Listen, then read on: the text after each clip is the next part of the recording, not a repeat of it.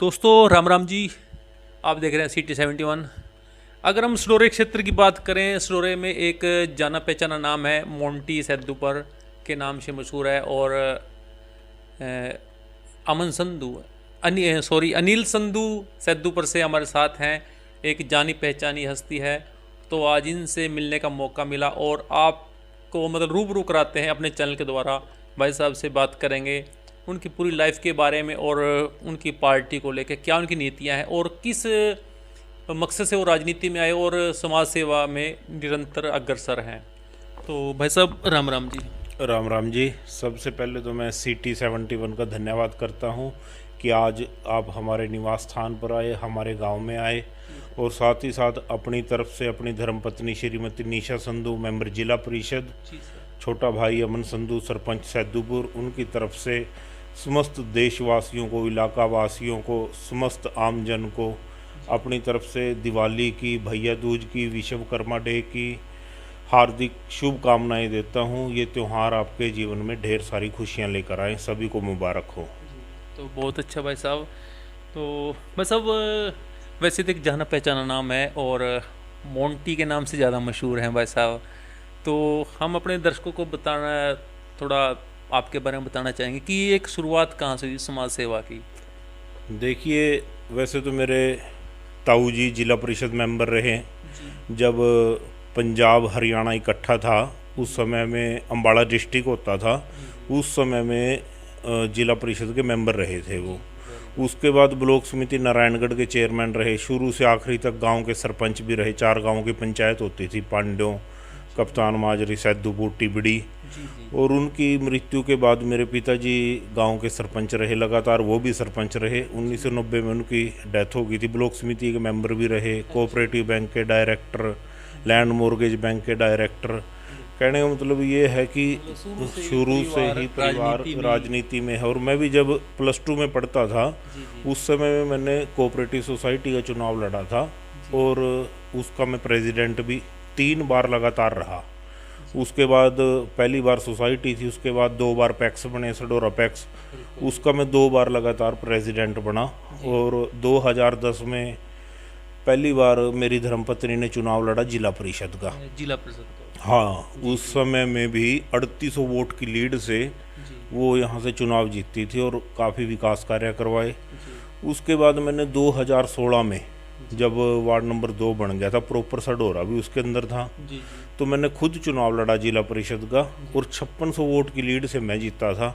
Vice chairman रहा, हमारी chairman Shrimati Renu Balaji थी। उन्होंने रिजाइन करने के बाद जब विधायक चुनी गई, उसके बाद मेरे को चेयरमैन करने का मौका मिला और मैंने खूब विकास कार्य करवाए। तीसरा जब चुनाव था, लोग कहीं ना कहीं ये भी सोचते हैं कि अब की बार हारेगा, सढोरा नहीं है। और सडोरा आपके पास से जैसे हाँ, उसका नुकसान चलो मेरे को काफ़ी रहा, लेकिन कुछ एक विपक्षी लोगों के थे अंदर ये बात भी, सढोरा नहीं है, अब की बार काफ़ी वोट से हारेगा। लेकिन मेरी धर्मपत्नी चुनाव लड़ी 3200 वोट की लीड से, ये भी यहाँ से जीतती, वार्ड नंबर 2 से। और छोटा भाई पिछली बार सरपंच गांव का रहा, उसने इतने विकास कार्य गांव के अंदर करवाए कि अब की बार पूरे गांव ने सहमति से उसको दोबारा फिर सरपंच बनाया। और मैं गांव का नंबरदार भी हूं।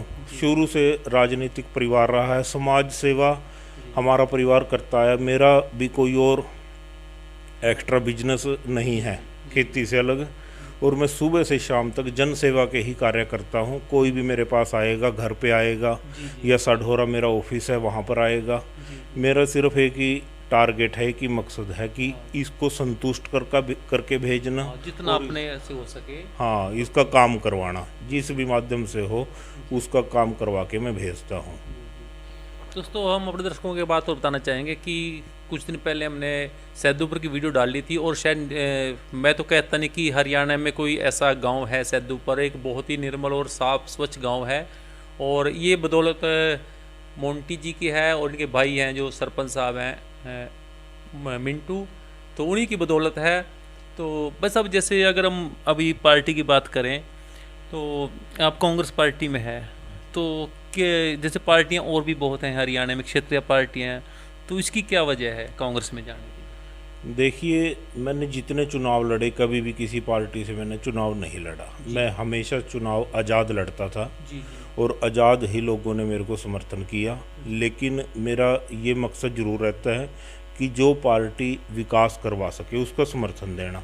पिछले हमारी विधायक श्रीमती रेणु बाला जी रही हैं, उनका हमने भरपूर सहयोग किया, भरपूर समर्थन किया और लोगों ने भी खूब प्यार दिया और अच्छी वोट से यहाँ से जीती थी।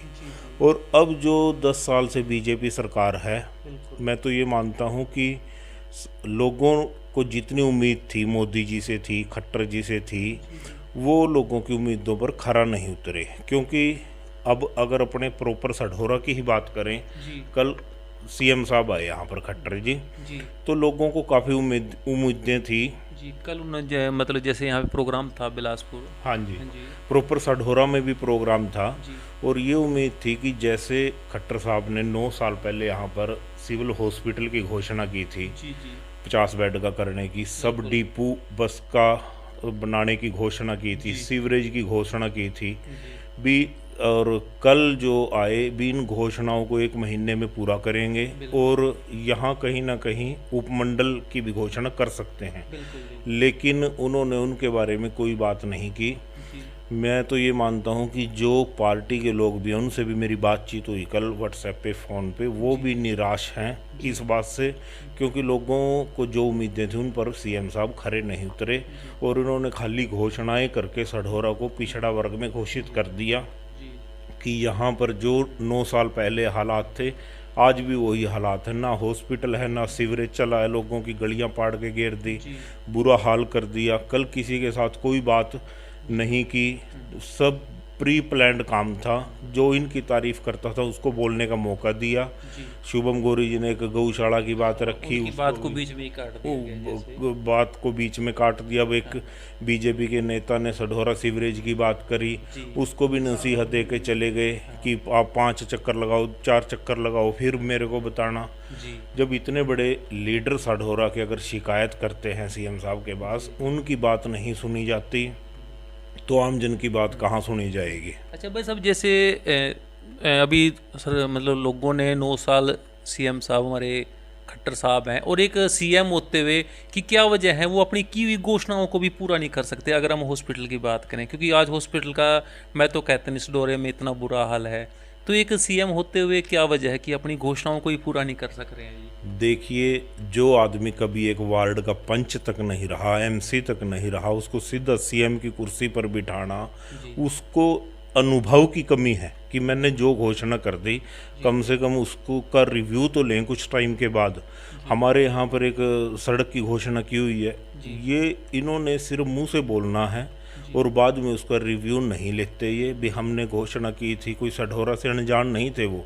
4-5 साल यहाँ पर साइकिल पे यात्रा करके यहीं पे रहते थे और इसको अपना शहर मानते थे। सबसे पहले आए भी सढौरा में थे, लेकिन वो रिव्यू ही नहीं लेते कि मैंने क्या घोषणा की थी, उस पर कहाँ तक काम किया। आज तक भी सिविल हॉस्पिटल की आर्किटेक्चर के पास फाइल पेंडिंग पड़ी है। कोई बेसमेंट का मुद्दा था, वो क्लियर नहीं करवा पाए। तो अब तो चुनाव आने वाला है, अब तो क्या क्लियर करेंगे, अब तो नई सरकार ही नए काम करेंगे। और पीछे आप देख लो कि इन्होंने 9 साल के अंदर पीपीपी बनाई, परिवार पहचान पत्र, उसके अंदर जो खामियां हैं आज भी लोग उनको पूरा नहीं करवा पाते।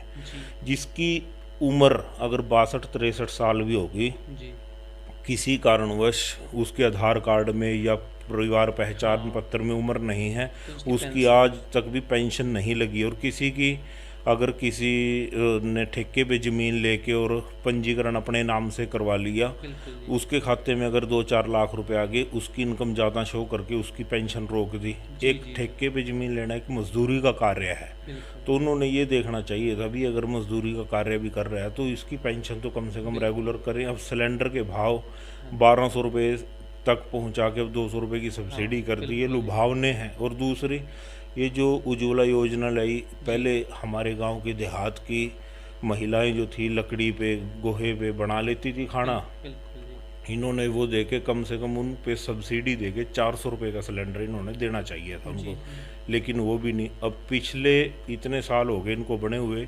सिर्फ एक बार PMAY जो गरीब लोगों के मकानों की योजना थी, सिर्फ एक बार 2016 में दे के उसके बाद कोई किसी भी गरीब आदमी को इन्होंने मकान देने का कार्य नहीं किया। गरीब आदमी आज सड़कों पे है और मनरेगा का बजट इतना घटा दिया कि लोगों को रोजगार नहीं मिल रहा। उस पर पंचायतों की अगर बात करें, ई टेंडरिंग करके सरपंच गांव के अंदर काम नहीं करवा सकते, वो धरने पे बैठे हैं, उनको लठ मारने का इन्होंने कार्य किया। और मैं आपको बता सकता हूं कि 1 साल हो गए इन्होंने बने हुए, 1 साल के अंदर जो पेट ग्रांट थी वो तो आती है, हर 6 महीने में आती है।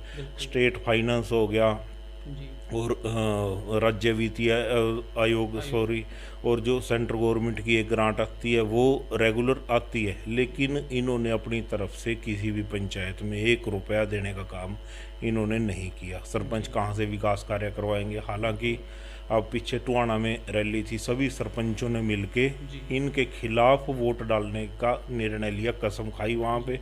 उससे पहले जिला परिषद टोटल हरियाणा के इकट्ठे हुए करनाल के अंदर, और ऐसे ही ब्लॉक समिति थे, ऐसे ही ब्लॉक समिति वालों का चल रहा है। अब जब ये छोटी सरकार इनसे नाराज होगी तो ये कहाँ से सत्ता में आएंगे? लोग तो इनके खिलाफ वोट डालने का काम करेंगे। तो कहीं ना कहीं इसका खामियाजा भाई साहब इलेक्शन में भुगतना पड़ेगा। हाँ, इलेक्शन में तो देखिए, मेरा जितना अपना अनुभव है, मेरी भी 42 साल की उम्र है और मैंने भी कई चुनाव अपने समय में देखे हैं। इस तरह के अगर देखो पब्लिक के खिलाफ अगर ये निर्णय लेंगे तो मुश्किल से इनकी 10-12 सीटें इनकी आ सकती है। जैसे अनिल विज जी की होगी, मैं देखो उनकी इज्जत करता हूँ, अच्छे कार्य करे हैं उन्होंने अम्बाड़ा कैंट का, जो देखो इनके काम सराहनीय हैं। तो मैं मानता हूँ, चलो जीरी गेहूँ के रेट भी अच्छे थे, मैं ये नहीं कहता भी इनके खिलाफ गए हैं वो ठीक थे। लेकिन गन्ने का रेट आज इन्होंने पिछली बार ये बोला था कि अगली बार चुनावी वर्ष है और हम अच्छा रेट देंगे, तो लोगों को उम्मीद थी भी 400 तो ये देंगे। लेकिन इन्होंने 2 साल का रेट अभी डिक्लेयर कर दिया, 14 रुपये अब बढ़ाए, और अगली बार कह रहे कि 400 रुपये अगले साल का रेट गन्ने का आज तक किसी सरकार ने नहीं दिया। लेकिन उन्होंने डरते हुए अगले साल का गन्ने का रेट भी अब की बार दे दिया, 14 रुपये बढ़ा। 400 रुपये इस बार होना चाहिए। हाँ, इस बार 400 रुपये मिनिमम होना चाहिए था। अगली बार तो सरकार दूसरी बदलेगी, 450 तो वो शुरू में ही करेगी, इनके 400 की जरूरत ही नहीं रहेगी। तो भाई साहब अब आगे सढौरा में क्या ऑप्शन है? सढौरा के अंदर तो देखो कांग्रेस का उम्मीदवार जीतेगा, जिसको भी कांग्रेस टिकट देगी, जितने भी हमारे टिकटार्थी हैं, चाहे उसमें कोई भी है, जिसको भी टिकट यहाँ कांग्रेस पार्टी का मिलेगा, लोगों की किसी के साथ कोई नाराजगी नहीं है। मौजूदा विधायक के साथ भी नाराजगी नहीं है, चाहे दूसरे कोई किसी भी ग्रुप से हो। लोग ये भी बोलते हैं कि कांग्रेस के अंदर ग्रुपबाजी है, मैं ये मानता हूँ कि कोई ग्रुपबाजी नहीं है। जिसको भी टिकट मिलेगा वो उम्मीदवार कम से कम 1 लाख वोट लेगा और अच्छी वोट से जीतेगा। कोई भी कहीं से भी आ जाएगा, वही जीतेगा यहाँ से। तो मतलब आने वाला भविष्य कांग्रेस का है सढौरे में जी? हाँ, कांग्रेस का। और दूसरी बात, आपने एक शुरू में बात की थी गाँव की सरपंची की, मैं आपको ये बताना चाहता हूँ आपके चैनल के माध्यम से, शायद मेरी बात सरपंच भी काफ़ी सुन रहे होंगे। जब लोगों ने हम लोगों को चुनकर भेज दिया तो हमारा एक टारगेट रहना चाहिए भी, जिन लोगों ने हमारे ऊपर एहसान किया, जब हमें 1-1 वोट की ज़रूरत थी, उन लोगों ने हमें 1-1 वोट दी। हमारे जो साथी थे वो लड़ने मरने के लिए भी तैयार थे हमारी जीत के पीछे। तो हमारा भी सिर्फ एक टारगेट रहना चाहिए भी, अपने वार्ड में, अपनी पंचायत में विकास कार्य करवाना। अब मेरा छोटा भाई है सरपंच, वो खुद गांव के अंदर पौधे लगवाता है, सफाई खुद करवाता है, पानी खुद दिलवाता है। उसका सिर्फ एक ही टारगेट है कि मेरी पंचायत सबसे ऊपर रहनी चाहिए, और ये टारगेट हो भी रहा है जी। हाँ, ये टारगेट सभी सरपंचों का होना चाहिए अपने गांव के अंदर। अब मैं अगर अपने हलके के सरपंचों की बात करूँ, राजपुर के सरपंच हैं, कनीपड़ा के, काफ़ी अच्छे कार्य कर रहे हैं वो, देखो प्रशंसनीय कार्य है उनका। टारगेट है कि हमने अपना गांव साफ़ सुथरा रखना है। और हमारी पंचायत तो देखो 3 बार तो यहाँ ACS साहब सुधीर राजपाल जी आए, पीछे जो हमारे अब DGP साहब बने हैं उन्होंने गांव का दौरा किया, उनके द्वारा गांव गोद लिया हुआ है। और PWD से सरपंच साहब ने गांव के अंदर साइड में नाले नूले अच्छे बनवाए, टाइल वगैरह का काम अपने आप खुद करवाया। मैं ये बोलता हूँ कि यहाँ पर ना तो कोई नाजायज़ कब्जे हैं। लोगों ने जो खेतों के रास्ते हैं, अगर 3 गट्ठे का है, कोई कहीं से भी नाप के देख ले 3 का पूरा मिलेगा सैदूपुर में, और टोटल रास्ते पक्के हैं। अगर कोई 4 गट्ठे का रास्ता है, यहाँ तक कि एक हमारे गांव में हरिजनों की फिरनी थी, 3 गट्ठे की थी, उन्होंने सहमति से निशानदेही पंचायत ने करवाई। लेकिन मैं ये मानता हूँ कि उनके खिलाफ एक रेजुलेशन नहीं कहीं पे डालने की ज़रूरत पड़ी। उन्होंने लोगों ने सहमति से पूरी फिरनी में जितने मकान, बाड़े, 4 दीवारी, बाथरूम आए, पशुओं के बाड़े आए, वो सारे के सारे फाड़ के और 16.5 फुट की पूरी नेट फीते से नाप के 2-2 मंजिले लोगों ने मकान डाल दिए। लेकिन विकास के अंदर इतने अग्रणी हैं कि पूरी फिरनी चौड़ी करवा दी। अब मैं दूसरी नई पहल पंचायत की बताता हूँ। एक स्वीपर पंचायत ने रखा हुआ है, नाम पंचायत का है, लेकिन सहयोग उसमें टोटल गांव वालों का है। गरीब आदमी उसको 50 रुपये महीना देते हैं, जो ठीक जिम्मेदार हैं वो 100 रुपये महीना देते हैं। तो वो सुबह से लेके और दोपहर तक उसका कार्य रहता है, घर घर से कूड़ा एकत्रित करके जो प्लास्टिक वगैरह का सामान बिकने लायक है वो बेचता है उसको, और जो डिस्पोज करने का है कूड़े से कमाई वाला शेड है जो, उसके अंदर एकत्रित करके उसके बाद में उठवाते हैं। और मैं ये मानता हूँ कि इतनी अच्छी पहल है कि ना तो गांव की गलियां ब्लॉक, और जो कुर्डी के खाद लोग बेचते थे उसके भी 50 रुपये पर बुग्गी फालतू मिलेंगे, क्योंकि उसमें कोई प्लास्टिक का कोई है ही नहीं, सारी गलियां साफ। इतनी अच्छी पहल है। मैं तो ये मानता हूँ कि गांव वालों का धन्यवाद है जो ये फंड भी दे रहे हैं, और रसीद उसकी बाकायदा छपवाई हुई है, और वो रसीद काट के उनको देता है धन्यवाद सहित। मैं सभी गांव वासियों से, टोटल दूसरे भी गांव वालों से भी इस तरह की पहल जरूर करवाएं। एक रेडी पंचायत द्वारा खरीदी जाए, एक आदमी लगाया जाए, गांव वाले पैसे भी देते हैं, और साफ सफाई रहे तो हमारा अगर गांव साफ रहेगा तो लोगों की मानसिकता भी साफ रहेगी, साफ में रहने की उनको आदत पड़ेगी। नहीं, हमने तभी बोलना कि सैदूपुर एक बड़ा ही अच्छी निर्मल गांव है, लेकिन बस अब ज़्यादातर गांव में होता है कि जैसे कभी सरपंच बन गया और वो काम होते नहीं, और वो एक तरह से मतलब एक, क्योंकि वो अपनी पावर का इस्तेमाल नहीं करते या उनको पता नहीं है इस बारे में। देखिए, मैं इसके अंदर एक बात ये भी मानता हूँ कि गांव का बहुत बड़ा सहयोग होता है। गांव जो अपना है, इसके अंदर कोई किसी तरह की पार्टीबाजी नहीं है। पूरे गांव के लोगों का, महिलाओं का, बच्चों का, बुजुर्गों का सिर्फ एक ही टारगेट है कि हमने अपने गांव को आगे बढ़ाना है। यहाँ पर पक्ष विपक्ष की तो बात ही कोई नहीं। अगर किसी को काम बोल दिया तो उसने वो साथ के साथ बात माननी है। और हमारे सरपंच के अंदर भी कोई इस तरह की बात नहीं है कि हमने कोई पार्टीबाजी रखनी है या विकास के अंदर ये अपना है ये बेगाना है, आज तक नहीं रखी। और भविष्य में भी वो खुद लोगों से ये पूछता है कि कोई काम हो मेरे लायक बताओ। उनका सिर्फ एक टारगेट है कि गाँव की कोई कच्ची गली ना रहे, नाली ना रहे, बच्चों को अच्छी शिक्षा मिले। जिम का अब टारगेट है, लाइब्रेरी का है, महिला सशक्तिकरण का यहाँ पर है, और एक अच्छी बिल्डिंग पैलेस टाइप बनाने का उनका प्रोग्राम है, पार्क बनाने का प्रोग्राम है। यहाँ पर टोटल स्ट्रीट लाइट उन्होंने लगाई हुई है, 7 वाटर कूलर लगाए हुए हैं, 4 बिजली के कनेक्शन लिए हुए हैं। और जो पंचायती भूमि है, जब वो खेती करने लगे थे पंचायती भूमि में, ठेके पे देने लगे थे, सबसे पहले बिजली का कनेक्शन पंचायती भूमि में करवाया। हालांकि मेरे वार्ड में काफ़ी गांव हैं जिनके 50-50 किले ज़मीन के ठेके पे भी जाते हैं, लेकिन बिजली का कनेक्शन एक भी नहीं है। हमारे पास 4.5 किले ज़मीन के 4.5 किलो में बिजली का कनेक्शन। मेरी आपके चैनल के माध्यम से सरपंचों से भी सभी से निवेदन है कि जितनी भी पंचायती भूमि है उनके अंदर आप बिजली का कनेक्शन अप्लाई करें। जब भी सरकार की स्कीम आती है सबसे पहले पंचायत का कनेक्शन होता है। बिल्कुल, उसने कहीं पंचायत का ही फायदा होगा जिसके अच्छी रेट मिलेंगे। देखिए, जो ज़मीन आज बंजर कदीम होकर 30,000 रुपये ठेके पे जाती है कनेक्शन होने से, हमारी अपनी ज़मीन 52,000 रुपये किले पे ठेके पे जा रही है। कहाँ 30,000 रुपये पे बिजली कनेक्शन के बिना जाती थी। वो फंड कहने का मतलब भी गाँव में आता है, गाँव का विकास होता है। गांव का जब विकास होगा तभी सभी सुखी होंगे, और ये भी रहेगा भी हमने जिस उम्मीदवार को चुना था वो हमारी उम्मीदों के ऊपर खरा उतरा है। बिल्कुल, ये टारगेट सभी सरपंचों का रहना चाहिए, सभी जिला पार्षद का और ब्लॉक समिति मेंबर्स का, सभी का यही टारगेट रहना चाहिए भी हमने ज़्यादा से ज़्यादा लोगों की उम्मीदों के ऊपर खरा उतरना है।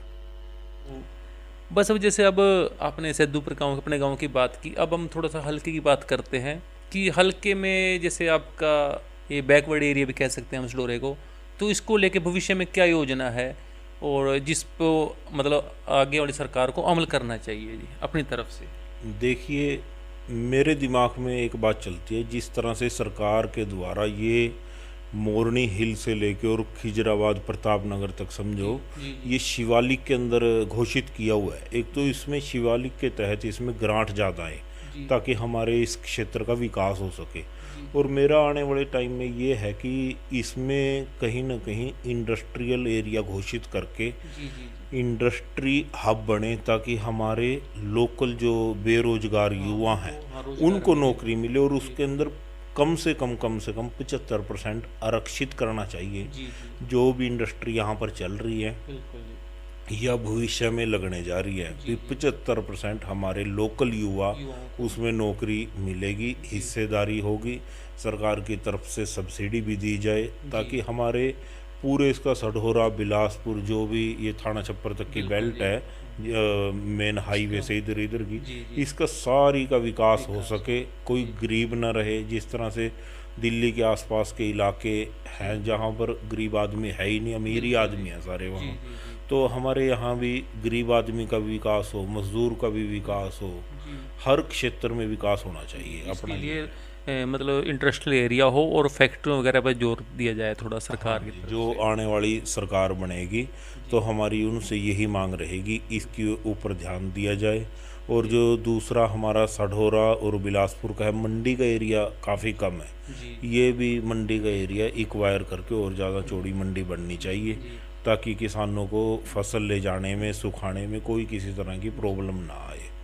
अभी मैं आपके जरिए में सर एक बात और दिमाग में आई है कि हमारी कवि सरकारों ने, सभी सरकारों ने घोषणा की थी रेलवे लाइन की, जैसे आपके भी संज्ञान में हो, लेकिन वो अभी तक पेंडिंग पड़ी है। और एक दूसरी अभी इस बार जैसे बरसात ज़्यादा हुई ना, तो हमारी यहाँ पे जो लोकल नदियाँ हैं जैसे चेतंग है, सोम नदी, तो इनकी भी कहीं ना कहीं खुदाई होनी चाहिए जिससे कि भूमि कटाव और मतलब किसानों का नुकसान न हो। इसके बारे में क्या? देखिए, आपने बहुत अच्छा मुद्दा उठाया। सबसे पहले तो मैं रेलवे लाइन की बात करता हूँ। हमारे उसमें सिर्फ घोषणा ही हो रही है भाई साहब। हमारे आदरणीय कटारिया जी अब इस दुनिया में नहीं रहे, लेकिन उनका भी सपना था, लेकिन वो भी इसको नहीं पूरा करवा पाए। तो हर समय ये घोषणा होती थी। मैं तो सरकार से मांग करता हूँ कि ये इस क्षेत्र की बहुत बड़ी मांग है, इसको पूरा करे जल्द से जल्द, नहीं तो आने वाली सरकार तो करेगी ही इसको पूरा। और दूसरी आपने नदियों का बहुत अच्छा मुद्दा उठाया, क्योंकि इस बार कहीं ना कहीं किसानों को नुकसान हुआ है बारिश की वजह से, और इसकी वजह ये भी हो सकती है कि नदियों पे मतलब लोगों ने जैसे नाजायज कब्जे किए हुए हैं जी, तो उसमें क्या सुधार होना चाहिए? हाँ, मैं उन नदियों की जो बात करता हूँ, सबसे पहले मैं अगर पावनी साइड की बात करूँ, वहाँ पे उस क्षेत्र में हमारे जितने भी किसान साथी हैं उनका काफ़ी बड़ा नुकसान हुआ। उस समय उस साइड में भी जो नदी है उसकी प्रॉपर खुदाई हो के तटबंध बने ताकि पानी सीधा नीचे चला जाए। उसमें सैकड़ों किले हर साल खराबी होती है। देखो, उस साइड के किसानों को तो बहुत नुकसान हुआ। मैं दिल से आत्मा दुखी है उनकी फसल देख के। मैं बरसात में भी गया देखने, काफ़ी नुकसान है, सड़कें भी पाड़ दी, बुरा हाल कर दिया। और अगर सढौरा की प्रॉपर की बात करूं तो नकटी नदी है, इसका तटबंध ना होने की वजह से प्रॉपर सढौरा के अंदर पानी बढ़ा। सनातन धर्म मंदिर के कितने घर थे उनके डूब गए, बहुत अच्छे अच्छे घर बने हुए थे, गरीब लोगों के घर भी डूब गए और कपड़े सब बर्बाद हो गया। तो मैं तो आपके चैनल के माध्यम से सरकार से ये निवेदन करना चाहता हूँ कि नकटी नदी की भी खुदाई होके इसके दोनों साइड के तटबंध बने ताकि सढौरा भी बच सके और आसपास के किसानों की फसल भी बच सके, और पानी का जो बहाव है वो नदी के वे से चले। और जितनी भी और सरस्वती नदी होगी, चेतंग होगी, उन नदियों की, सोम नदी है, जितने भी खाड़े पथराड़े हैं, जो भी जहाँ भी ज़रूरत है वहाँ पर खुदाई करके उसके तटबंध बन के पानी का बहाव का रास्ता दें। अगर कहीं पर ये समस्या है भी ज़मीन किसानों की है, उस ज़मीन को एक्वायर करके उसकी खुदाई करके और पानी को निकाला जाए ताकि किसानों की फसल बर्बाद ना हो सके। मैं अगर अपनी खुद की भी बात करूं, मेरे 20-22 किले पॉपुलर के अब की बार बिल्कुल डैमेज हो गई, जीरो हो गए बिल्कुल। और किसानों को कितना नुकसान हुआ मेरे को ये पता है भी, जो जिसने 5 किले ज़मीन ठेके पे लेके जीरी लगाई, 3-3 कुंटल कईयों की जीरी निकली है। मेरे अपने गांव में भी एक किसान की बेचारे की 3-3 कुंटल जीरी हाँ, निकली। तो कहीं ना कहीं नुकसान तो है। हाँ, बहुत ज़्यादा नुकसान है। मेरी आपके चैनल के माध्यम से सरकार से ये मांग है कि इस मांग को तुरंत मानकर और इस पे कार्रवाई की जाए, जी जी। ताकि आमजन को भी लाभ मिले और किसान को भी लाभ मिले। तो बहुत अच्छी बात की भाई साहब ने। तो ये थे हमारे साथ अनिल संधू जी सैदूपुर से, और एक जानी मानी हस्ती है। दोस्तों, आपका हमारा ये वीडियो कैसा लगा प्लीज़ हमें कमेंट जरूर करें, और आपकी कोई भी बात है आप हमें व्हाट्सएप पे भी कांटेक्ट कर सकते हैं। चैनल की तरफ से भी भाई साहब को दिवाली की, गुरुपर्व की, और जैसे रक्षा भाई दूज की हार्दिक शुभकामनाएं देते हैं। धन्यवाद।